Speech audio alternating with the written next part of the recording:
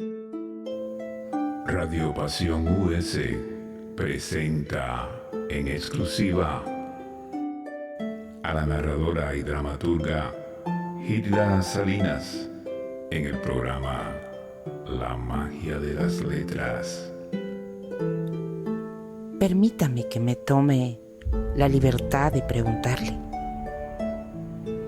¿cómo se las arregla para vivir sin libros? Emily Bronte.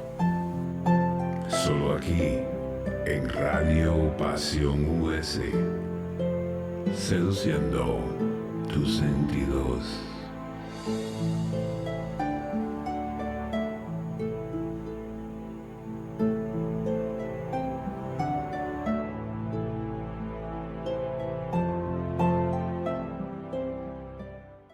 Muy bienvenidos sean ustedes. Gracias por acompañarme en la magia de las letras. Una vez más, aquí les estoy recibiendo con mucho cariño y esta vez, oh sorpresa, vamos a tener una invitada en otro género. O sea, también literatura, evidente, pero esta vez me acompaña una poeta, una destacada poeta que vive aquí en México, aunque no es mexicana, pero yo creo que ya un buen de mexicana tiene, pero de todos modos todavía se le escucha,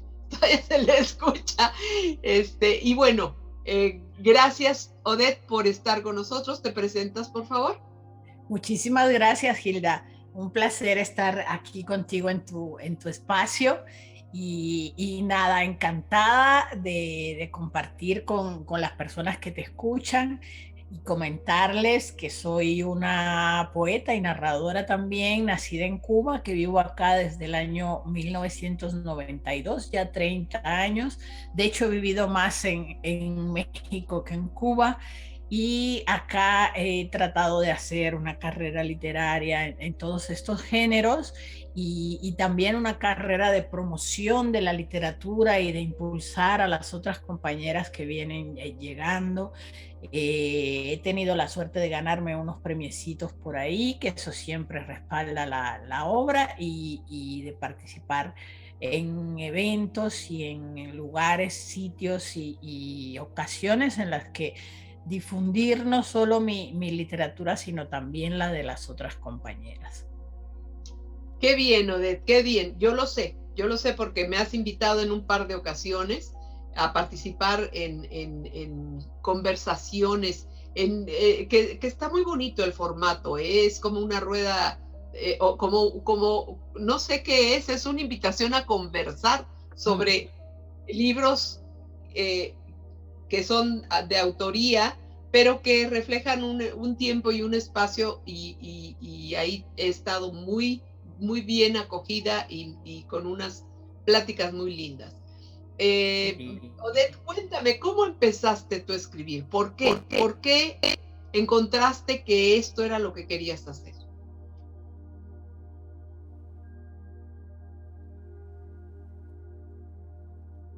Creo que se nos fue un poquito lo del internet. A ver, ¿ya estás ahí, Odette? ¿Cómo empezaste a escribir?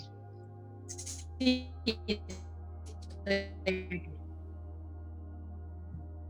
Pues empecé en ese momento juvenil en que yo creo que muchos y muchas empezamos a escribir, que es en la etapa de la adolescencia, cuando empieza uno a descubrir deseo por otras personas, muchachos y muchachas de la edad de una. Y recuerdo que los primeros poemitas que escribí eran muy medidos y muy rimados, y eran dedicados a una muchacha de la secundaria o de la prepa, no recuerdo exactamente, pero que me atraía. unos poemas que fueron después guardados en un cajón de un escritorio que estaba al fondo de mi casa en Santiago de Cuba, para que no fueran a descubrirlos mi mamá ni yo misma después. Y ahí quedaron esos poemitas hasta algún momento de la vida, en que después creo que los deseché, porque la verdad uno debe desechar lo que le parece que no debe quedar para la posteridad, porque luego hay los juicios de cómo escribía y eso no, pues no viene al caso. Era como un alerta de esto no debe quedar. Así empecé a escribir y después estudié la carrera de letras, ya más interesada en la literatura y en las letras en general. Ahí me gradué se llamaba en Cuba filología, que era lingüística y literatura, y ahí en ese espacio de la carrera pues seguí escribiendo unos poemitas que todavía no eran tampoco muy consistentes, pero pues que eran los ejercicios, digamos, que hacía. Y ya terminada la carrera, me invitaron a un taller literario que se hacía en un sitio de Santiago de Cuba, que era la casa donde había nacido el poeta José María Heredia. Y ahí había muchas actividades culturales y entre ellas un taller literario. Y la ida a ese taller literario, encontrarme ahí con tantos muchachos también de mi edad y mi generación que estaban empezando a escribir, y otros señores y señoras mayores que también ahí llevaban sus textos para compartir y tal, fue fundamental para que yo tuviera, digamos, la idea más concreta de qué era ser poeta y de que eso era lo que quería hacer. Bien. Cuéntame, pero ¿cuáles fueron tus influencias por qué te entró esta como corriente, como comunicación entre el oficio de escribir y tu persona? Claro, todo se remonta siempre a la infancia, ¿no? Y en mi casa, donde yo vivía, que vivían mi abuela materna, mi mamá, mi papá, mi hermana y yo, mi abuela era una lectora incansable, entonces siempre la veíamos con un libro y además comentando y haciendo las anécdotas y los chistes de los libros que estaba leyendo en ese momento. Me acuerdo que le gustaba mucho Blasque Ibáñez. Y leía y comentaba de los libros que leía. Y luego mi mamá también ha sido una lectora muy consistente.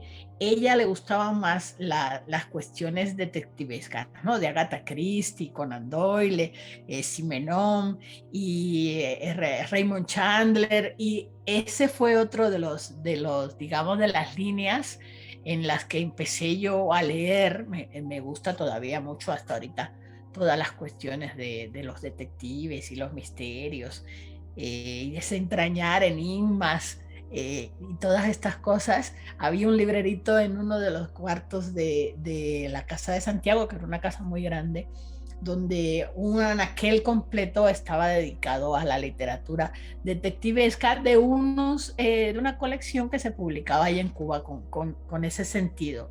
Y antes, más chica, me acuerdo que leía, o por lo menos esas primeras lecturas que recuerda una, era Sandokan y El Corsario Negro de Emilio Salgari, y un poco de Verne también. Entonces ese era como el ambiente. Además, mi mamá, mi papá, mis tíos de parte de mi papá, todos eran maestros, entonces también estaban en esa línea de la cuestión humanística, y yo creo pues todo eso deja en una como esa huella o ese interés en buscar por ahí caminos, ¿no?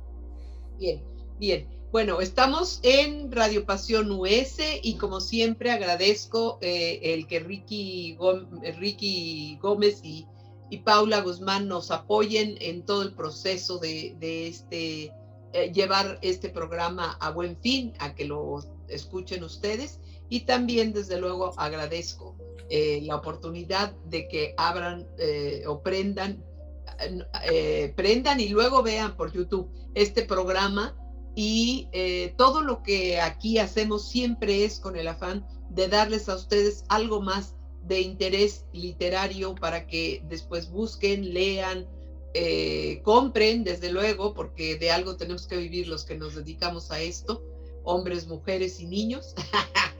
Y bueno, entonces, después dime, ¿en qué situación o por qué decides tú salir de Cuba y venir, emigrar? ¿Viniste con toda conciencia a emigrar o fue venir de vacaciones y después que pasaran cosas?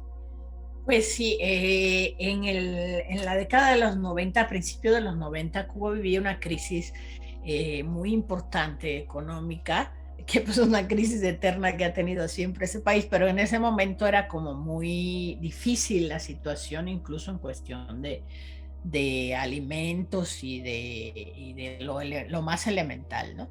Yo ya vivía en La Habana en ese momento y trabajaba en una especie de casa de cultura que se llamaba la Casa del Joven Creador, donde confluían sobre todo las personas jóvenes que estaban creando en ese momento en la isla y especialmente en la capital, ¿no? Y tuvimos la suerte de conocer a un poeta mexicano que es Ramón Iván Suárez Camal, el poeta de Bacalar, que fueron en una delegación de mexicanos que iba a hacer unas jornadas allá en Cuba, y ahí lo conocimos, mi amigo Agustín Labrada, poeta también cubano, y yo, y él, digamos que en reciprocidad de cómo lo habíamos atendido, nos invitó a venir a Bacalar a dar unos cursos con unos talleres literarios que él tenía, como a trabajar con los chicos de los talleres literarios, pasar un rato por acá. Yo no tenía como la conciencia muy clara, o sea, yo no dije, bueno, voy a aceptar esa invitación porque me voy a ir y me voy a quedar en México, sino que dije, voy a ir a ver qué tal, porque en ese momento todo el que salía de Cuba se quedaba fuera. Voy a ver qué tal es ese país, ese lugar, como si me gusta, si no me gusta, pues regreso a Cuba, de modo, y si no, pues extiendo un poco la estancia allá, y eso fue lo que sucedió, que vinimos por 6 meses y luego fuimos extendiendo año con año esa estancia, y bueno, pues ya tengo 30 años acá y 22 de ser mexicana de pasaporte, ¿verdad? Bueno, pues bienvenida, Odette, porque has aportado a las letras de este país sin dejar de ser cubana y tu sentimiento por tu país.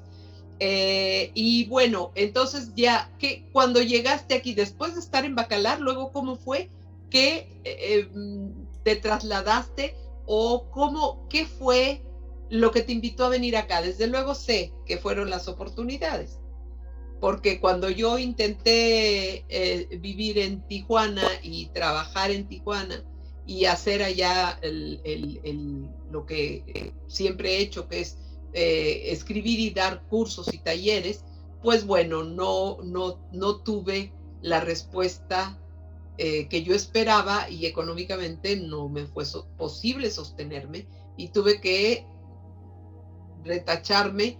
Gracias a Dios, aquí seguíamos teniendo un departamento. Entonces, si no hubiera sido por eso, hubiera empezado de ceros, porque había yo pretendido quemar las naves. ¿Cómo decidiste venir de Bacalar para acá?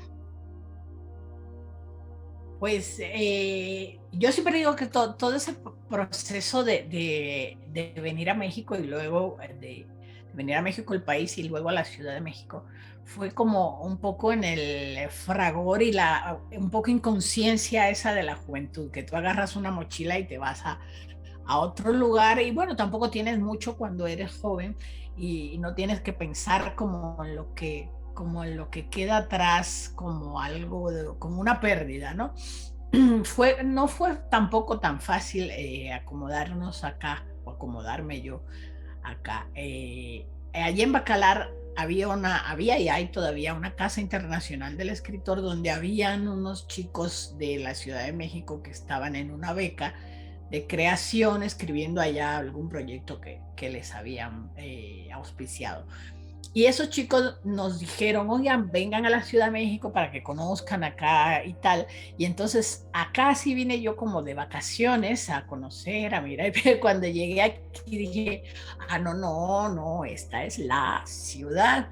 Y aquí es que me gustaría quedarme tampoco así tan me voy a quedar aquí, sino que poco a poco fue ese acercamiento, porque luego me fui a Jalapa un tiempo a casa de una amiga que conocíamos desde Cuba, y ahí en Jalapa di algunos cursos en la universidad y tal, y después ya en cuestión de, digamos, unos meses regresé a la Ciudad de México y ya me quedé acá como a pasar el fin de año, y el fin de año llega hasta el día de hoy, ¿no?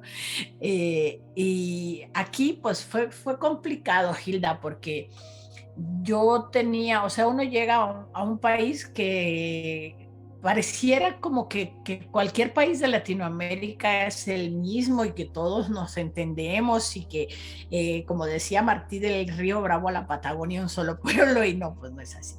Es como volver a aprender en primer lugar, a hablar, porque hablamos un idioma que pareciera como naturalmente el español, pero cada país y cada región tiene sus características específicas, y hay palabras que en Cuba quieren decir una cosa, en Bacalar otra y aquí otra. Entonces, palabras y giros y maneras de comunicarse oralmente, pero además maneras de reaccionar en la vida, porque aquí pues son todos muy correctos y nosotros somos un poco más salvajes. Entonces todo eso siempre crea como cuestiones de por qué me hablas golpeado, ¿no? Y yo, pues si yo no estoy gritando, es que así hablo, ¿no? Y cosas de ese tipo, o comer, o sea, es muy distinto la comida en Cuba y la vastísima comida mexicana en cada región. O sea, es llegar a un lugar donde todo es diferente y hay que empezar a aprender a vivir en ese otro lugar. Y luego, pues las cuestiones lógicas del trabajo y de cómo va uno a sobrevivir, que no fue tan fácil, porque además tuve problemas de papeles en los primeros tiempos, una cierta ilegalidad, y tampoco podía entonces trabajar como abiertamente, y ganaba pues cuando ya fue un trabajo más o menos formal, ganaba 700 pesos al mes. Y con eso pues tenía que pagar una rentita o algún lugar donde vivía, ayudar a la luz y etcétera, el agua. Y luego poco a poco fui como reubicándome, y empecé a trabajar en el año 95 en la Comisión de Derechos Humanos del Distrito Federal. Ahí con un salario también muy pequeñito, porque creo que eran 1.300 o 1.500 pesos, pero ya era mucho más que lo que ganaba en el otro lugar. Y trabajaba en las mañanas en un lugar, en las tardes en otro, y los fines de semana ayudaba a Minerva Salado, nuestra querida amiga, que trabajaba entonces en el Politécnico Nacional y hacía una revistita ahí de comunicación interna, y ayudaba a Minerva con la Gaceta Politécnica. Y entonces en esos poquitos de dineros de cada lado, pues fui armando esa sobrevivencia, y bueno, pues así poco a poco seguí el camino, ¿no? Y luego, bueno, yo sé, estás ahorita muy bien ubicada, por fortuna, pero ha sido un camino que has labrado. Primera, lo que noto es que en tu trayectoria fuiste haciendo grupos y amistades que conocieron tu trabajo, que conocieron tus capacidades y que te fueron apoyando para abrir puertas y que te ubicaras. Sé que estás bien ahorita, muy bien, y que además con ciertas canonjías que te permiten hacer encuentros, que te permiten abrir posibilidades para otras. Cuéntanos cómo fue eso, Odette. Pues sí, así justamente, o sea, como siempre he trabajado en cosas que no son, digamos, directamente escribir, de algún modo hay esa inquietud en mí de hacer cosas que tienen que ver con la escritura. Entonces tuve la suerte de conocer a Fernando Macotela, que era y es el director de la Feria Internacional del Libro de Minería, y en algún momento le propuse hacer, entonces en el año 2006-2007, un encuentro de escritoras latinoamericanas dentro de la Feria de Minería, en un momento en que ese fue un proyecto pionero, porque todavía no había esta cosa de la mirada a las mujeres y de rescatar el trabajo de las escritoras que han estado como en un segundo plano, medio olvidadas, etc. Y desde ahí fueron 14 años en la Feria de Minería, un trabajo que hacía totalmente por amor al arte y a la literatura, y sobre todo a la literatura de las compañeras, porque invitaba a muchas escritoras de aquí de México y de otros países de América Latina, con la dificultad de que como la feria solo pagaba 2 días de alojamiento aquí, pues ellas tenían que costearse los boletos y los traslados y las comidas, etcétera, y eso dificultaba que muchas de ellas hubieran podido venir a ese encuentro, pero con las que vinieron, pues hicimos toda una trayectoria de trabajo en la Feria de Minería, y yo creo que con ese espíritu, en Libros UNAM, que es donde trabajo actualmente, en algún momento tuvieron me pidieron que si hacía unos ciclos me pidieron o yo propuse, exactamente, no sé cómo estuvo, unos ciclos de acercamiento al trabajo también de las escritoras, y otro que se llamaba Género y sus perspectivas, que era ver el género desde distintos puntos de vista, no solo el feminismo, sino desde las nuevas masculinidades, educación desde la infancia, educación financiera, o sea, una serie de perspectivas del género. Y entonces tuvimos la suerte de hacer ese ciclo que lo hacíamos en la García Terrés, y el ciclo donde tú participaste, que se llamaba Escritoras Mexicanas, que eran estas conversaciones que hacíamos en la librería de Minería, ya en la librería de la UNAM de Minería.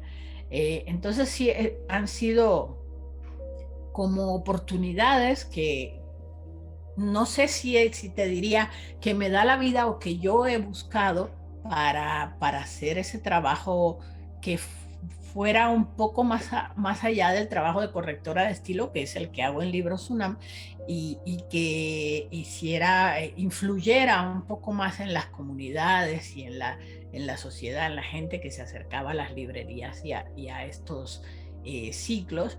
Y entonces, bueno, pues he tenido la fortuna de haberlo podido hacer, y de que quede también ahí en la memoria de las personas que estuvieron cerca. Fíjate que en una de estas de presentaciones de escritoras latinoamericanas, me tocó que presentara una paisana tuya, una cubana, Muerte de un murciano en La Habana. Creo que Silvia se llama. Ajá. Sí. Esa es Teresita de Valpage, ¿no? No, ella vive aquí en México, es uruguaya, ¿no? Pero vive aquí. No, okay. Esta chica tiene un apellido en inglés, o sea, que norteamericano, que vive en Estados Unidos, pero que ella es cubana, y que vino y presentó ahí Muerte de un murciano en La Habana. La invitaste, y es una excelente novela. Me encantó, me pareció muy lograda, y era su primera novela. Y luego estuve buscando otros libros de ella aquí y nunca más, no sé qué pasó.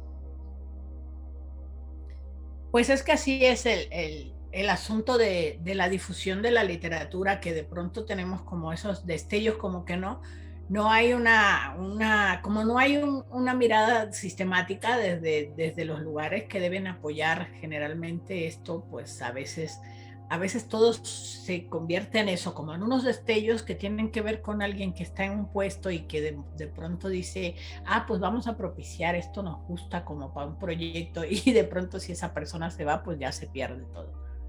Y nunca más. Oye, pero bueno, esto dejó una buena huella. Ya, ¿por qué no hubo más? ¿Por qué se perdió esa oportunidad? Pues se perdió, fíjate que la causa real fue la pandemia y el confinamiento, porque la feria de minería dejó de ser presencial desde el año, o sea, en el año 19 fue el último año presencial, y el 20 y el 21. Y este año todavía fue por Zoom y por estas vías virtuales. Entonces, al no existir la feria presencial, la cantidad de actividades que ellos hacían en el palacio, tuvieron que reducirla a las que era posible hacer virtualmente. Y lógicamente, pues quedó afuera muchas cosas, entre ellas el ciclo de escritoras latinoamericanas. Fíjate que ya verifiqué y sí es Teresita Doble-Pesh. Ajá, sí. Tenías razón, me disculpo contigo y con quien me haya escuchado y haya dicho, mira qué ingrata esta, le gustó de quién. Eso siempre nos pasa, las autoras lo sabrás, que luego andan diciendo tú, un fragmento tuyo, o qué tal novela tuya, o qué, y no saben ni de quién es. Sí. O qué tal obra. Se me olvida una palabra, se me olvida un nombre, y tengo la imagen de la persona en la cabeza y no me viene a la mente el nombre. Pasa, pues. Saludos a Teresita Doble-Pesh desde aquí. Ella vive en Nuevo México, entonces y allá sigue haciendo su trabajo. Entonces sí ha seguido escribiendo. Sí, cómo no. Sí. Fíjate, bueno, pues mis respetos y mi reconocimiento a esa novela suya, y siento muchísimo que no haya podido conseguir más obra de ella. A lo mejor, no sé, a lo mejor en algún momento, o a lo mejor ahora escribe nada más en inglés. No, fíjate que a lo mejor en Amazon hay libros, claro que pues los bajas como de estos de electrónicos, ¿no? Pero tal vez ahí sí debe haber. De todos modos, lo voy a escribir y le voy a preguntar dónde se pueden conseguir, para que pues le estemos al tanto todas. Claro, porque sí escribe muy bien, me gustó mucho. Ya sabes que yo soy una narradora exigente, porque soy exigente. Claro. Leo a las narradoras que me alimentan, que me encantan, que me dan una buena experiencia, que de eso se trata, ¿no? Que pasar un buen tiempo, aprender algo, no sé, que te alimenten la posibilidad de escribir. Bueno, claro. Y gracias por todo ese esfuerzo que hiciste para muchas escritoras. Me incluyo en un par de oportunidades también. Tuve esta convivencia con gente y hablar sobre algo en minería, que fue Las sombras del safari, que estuve con Reina Barreto. Nos invitaste a ambas. Y también estuvieron otras dos, pues precisamente una de ellas fue la muy querida y admirada, esta niña que hizo el libro, ay caray, ya ves, te lo estoy diciendo, que se nos olvida, pero me voy a acordar. Entonces, que se acaba de ir precisamente a España con su marido, de cuento, que hace cuento y que hizo los 100 años de cuento. Liliana Pedrosa, claro que sí. Liliana Pedrosa, me sé todo el chisme, casi te puedo su medida, ¿cómo se llama su mamá? Y no me acuerdo su nombre. Liliana Pedrosa, que es encantadora, y ella me dijo, yo te conocí en la librería de minería, en la presentación de Las sombras del safari. Mira, claro, porque no ubicas a toda la gente. Muy bien. Oye, ¿cuáles son tus retos más grandes?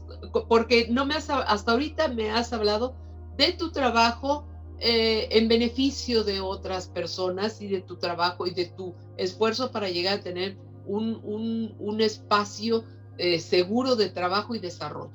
Ahora cuéntame cómo fue que empezaste con tus publicaciones desde la primera. Pues la primera fue en Santiago de Cuba.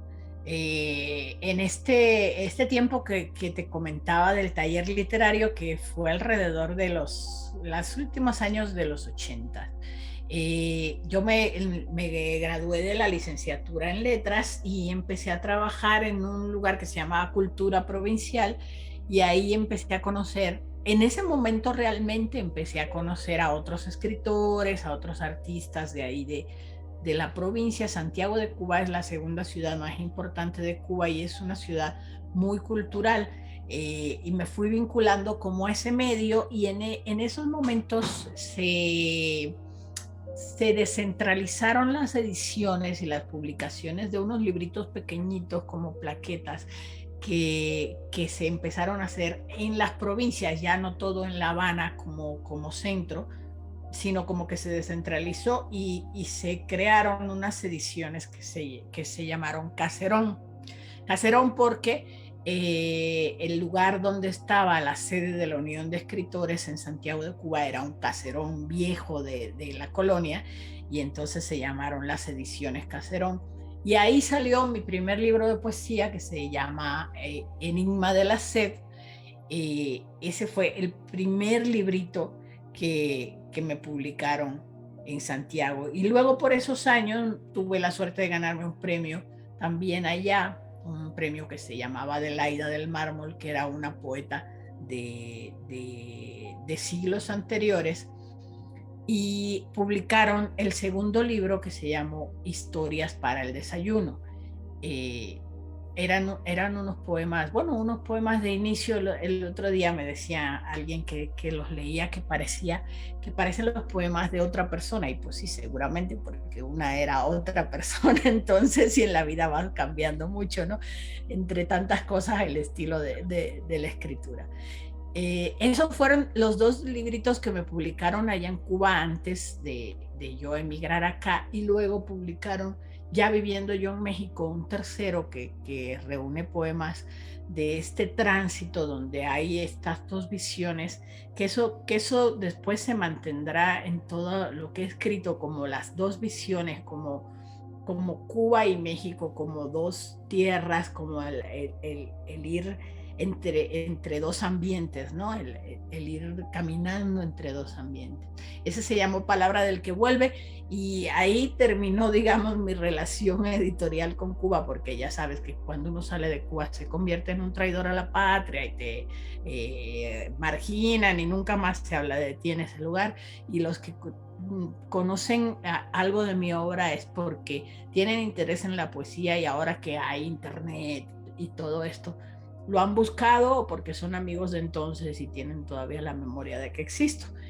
Pero bueno, al llegar a México, pues sucedió una cosa interesantísima, que fue que empecé a escribir una narrativa, porque como que la poesía no me bastó lo suficiente para decir todo ese volcán que era dejar una vida y empezar otra, y estar descubriendo cosas que inusitadas para mí, desde modos de hablar hasta todo, y empecé a escribir narrativa, y ahí, bueno, empecé a escribir como así los cuentitos, y que los vas guardando, que finalmente esos integraron el libro que se llama Con la boca abierta, el original que se llamó Con la boca abierta, que tuve la suerte, pues son los golpes de suerte, Hilda, porque yo tenía el librito, los cuentitos por ahí como guardados, y un amigo que vivía en España me dijo: oye, ¿no tienes un libro de cuentos? Porque en la editorial que entonces se llamaba Odisea Editorial, que era una editorial española de Madrid dedicada precisamente a las cosas de lo que ahora se llama la diversidad, o sea, de la literatura LGBT. Y yo tenía, porque ellos tenían como una lista de publicaciones que iban a salir, y había fallado el del mes tal, ¿no? Y entonces no tenían libro para esa publicación, y él le había dicho: espérame, déjame preguntarle a mi amigo que vive en México. Y pues así fue como salió Con la boca abierta, porque aprovechando ese golpe de suerte, mandé el libro, lo aprobaron, quisieron que metiera unos cuentos más porque tenía que tener una cierta cantidad de páginas, y recuerdo que estaba así como una noche escribiendo así como el gato del meme de Facebook, así escribiendo como loca, un cuento que fue finalmente el cuento final de esa colección. así salió Con la boca abierta y fue lo primero de narrativa mía que fue publicado. Luego, años después, en el 2009, salió la novela Espejo de tres cuerpos, que esa me la vino a presentar Teresita Dovalpech a propósito en Minería, y esa salió en Quimera Editorial, que era este sello que tenía Sergio Tellespón. Y bueno, así como que se va armando toda la trayectoria. Entonces, a partir de ahí, como que cada año tengo pues un librito recién escrito. Después de Con la boca abierta, Espejo de tres cuerpos y Hotel Pánico, que es el otro libro de cuentos, no he vuelto a escribir narrativa. Ha sido poesía todo lo que se ha publicado hasta el año 2020, que sale La fiesta del dolor y otros cantos, que ese es, digamos, el libro más reciente que se publicó en los libros del perro de Cel Cabrera. Bien, bien, ok. ¿Y cuál es, de todo lo que has escrito, de todos los libros que ya tienes publicados, cuál es el que más te ha llenado el corazón o te significa algo en especial y por qué? Esa es una pregunta muy mañosa siempre, porque una dice como las mamás, no todos son mis hijos y yo los quiero igual, y no es cierto. No sé. Fíjate que yo creo que Hotel Pánico es de mis libros más queridos, porque es un ejercicio literario que además se aparta de esta cuestión como temática específica de lo lésbico, y es un libro como de cuentos como un poco más variado, ¿no? Desde distintas perspectivas. No sé por qué, o sea, eso es lo mismo, volvemos como las mamás, ¿por qué quieren unos hijos más que otros? Vaya usted a saber, ¿no? Pero yo creo que Hotel Pánico es de todos, de los que más, con los que yo he estado como más satisfecha siempre. Luego, entre los libros de poesía, pues lógicamente All Music Island ganó el premio, este premio de poesía LGBTI que daban en Zacatecas en el año 2017, y bueno, era un premio nacional que para mí fue como un respaldo a mi obra, porque una siempre piensa que la obra no es lo suficientemente fuerte si no tiene algo que la respalde, y entonces para mí satisfacción y mi ego y mi seguridad en mí misma, ese premio fue importante. Y luego 2 años después llegó el premio Clemencia Isaura para Últimos días de un país, que ya era un libro que tampoco se apegaba directamente a lo LGBT, y yo sentí que ese era como un respaldo más fuerte, como decir, esta señora no solo escribe de sus amores a otras mujeres, sino además escribe de otras cosas de su país, o sea, todo eso que tiene uno en la cabeza y que cree que la demeritan, ¿no? Entonces, yo creo que esos 3 libros son, o sea, podría mencionarlos como los que más satisfacciones me han dado. Claro, claro. Fíjate que cuando te lo pregunté, me pregunté a mí misma, ¿y tú qué? ¿Tú cuál es? Ay, caray, sí, buena pregunta, porque cada edición tiene su historia de todo, de por qué le escribiste, de por qué llegó a estar en papel, de por qué después te significó algo. Claro. Y creo que tienes toda la razón, sí pasan, que está difícil escoger entre todos. Sí. Está bien. Oye, Odette, y bueno, ya me hablaste de cómo fue que en tu casa se gestó la semillita de la lectura y luego de llegar a la literatura. Luego, cómo fue que estudiaste letras y todo lo que empezó a desarrollarse en tu natal Santiago. Y luego, cómo llegaste aquí y te ubicaste con muchos esfuerzos en un trabajo estable pero sin dejar de desarrollar tu obra, que eso es un trabajo paralelo que nos da muchas satisfacciones, pero que no paga. Es eso, una satisfacción y un placer, porque a mí me significa un placer grande terminar. O sea, es un esfuerzo. En el caso de las novelas, la que menos tiempo me ha tomado, que fue Alay de Fopa, El eco de tu nombre, me tomó un poco menos de 4 meses, porque yo entré en éxtasis y así la escribí. Pero por lo regular una novela te toma 8 meses, 10 meses, un año, y eso porque yo trabajo rápido. Hay quien le dura el proceso 2 años o algo así. Entonces, durante todo ese tiempo, la pasión, ese es el secreto, creo yo. No perder la pasión de lo que estás escribiendo, ni la historia que te deje de mover, de intrigar, de dar satisfacciones, para que al final todo el trabajo sea lo que tú esperabas que fuera. Y eso es lo que tenemos como, por desgracia, en reciprocidad a todo el tiempo invertido. Y no solo el tiempo, también lo que gastas en tener una máquina que trabaje, una computadora que trabaje. Después el proceso de limpiarlo, no solo es ya lo terminé, ahora limpiarlo. Tú que trabajas en corrección de estilo, que yo también trabajo en corrección de estilo, caray, esas, decía Rafael Ramírez Heredia, se llaman horas nalga, porque de veras son muchas horas dedicadas, y a veces no es una, como dijo,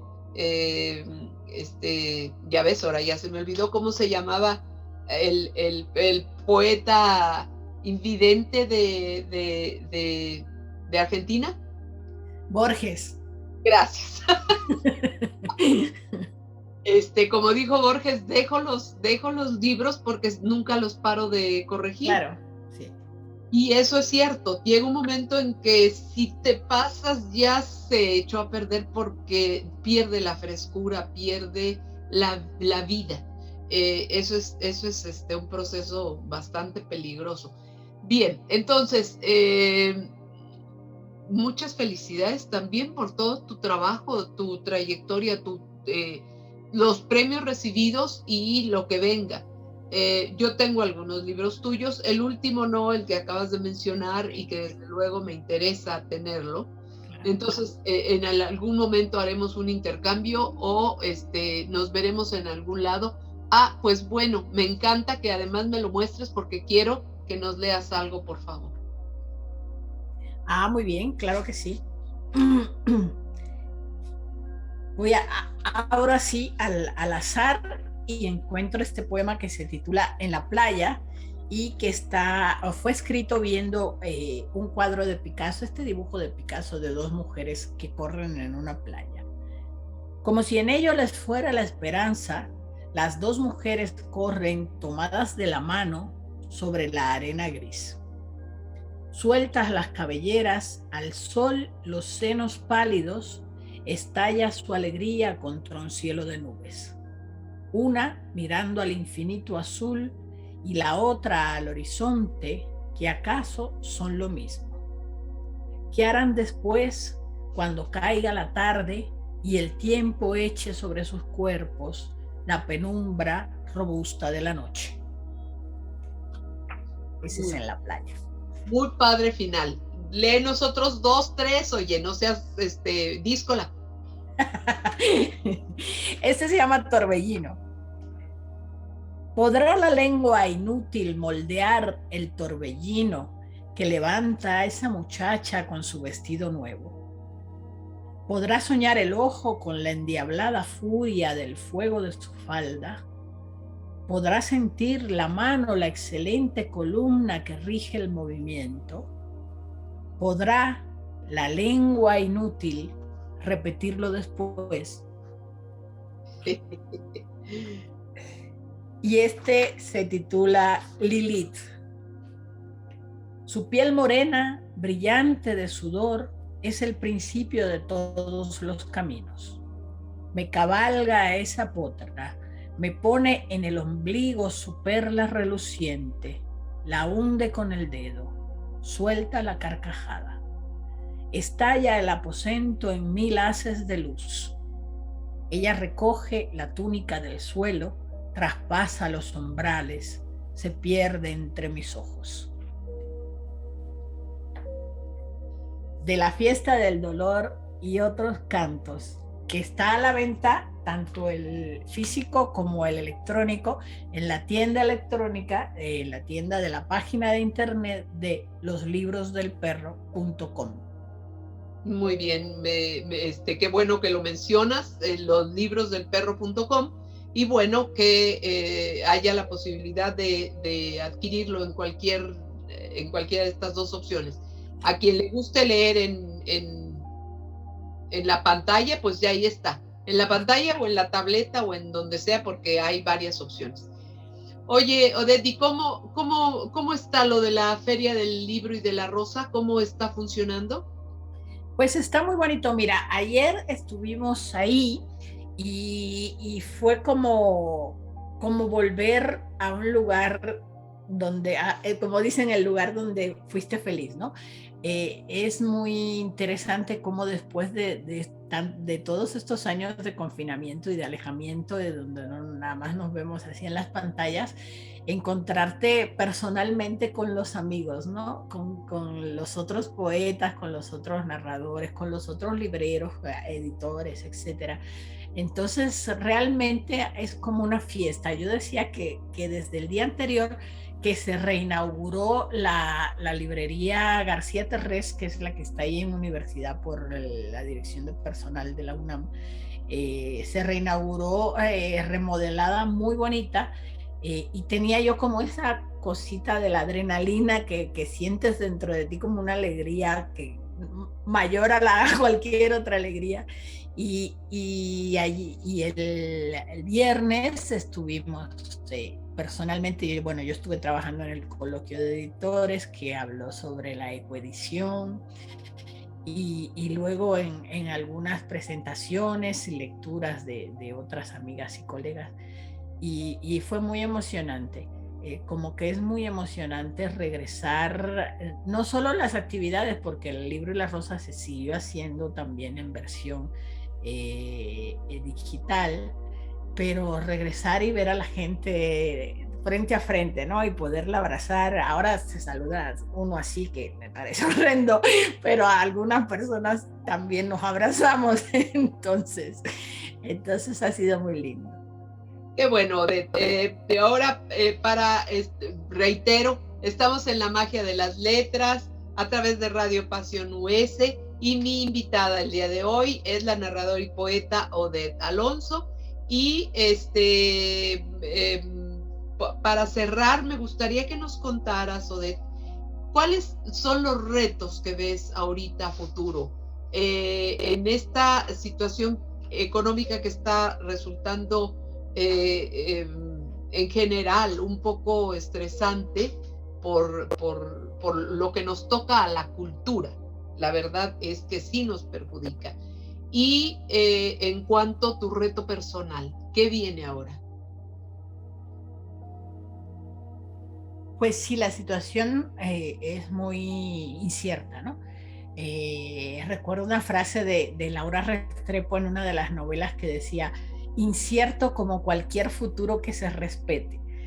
Entonces, como que nada sentimos, y bueno, es normal que lo sintamos porque venimos de toda esta situación de la epidemia y de todas las consecuencias de diverso tipo que sucedieron alrededor. Sentimos que nada es seguro, y lo sentimos porque efectivamente nada es seguro. Entonces el reto es sobrevivir, yo creo, sobrevivir como personas, y además sobrevivir como escritoras en medio de esta situación que a veces no sabemos cómo va a terminar, cómo se va a canalizar. Yo creo que el asunto de la escritura, que lo sabemos ya de toda la vida, es un aliciente, para nuestras propias vidas, saber que de todos modos vamos a escribir y que por ahí vamos a sacar una serie de inquietudes que nos agobian. Y en mi caso personal, tengo 2 libros de poesía terminados, uno hace mucho tiempo y uno recientemente, y del proceso de la escritura, el momento más difícil para mí es siempre cuando tengo el libro terminado y no sé qué hacer con él, porque tengo como una dificultad hasta me bloqueo a veces en pensar a quién le puedo dar este libro, a quién le puede interesar, cómo puede llegarse a publicar.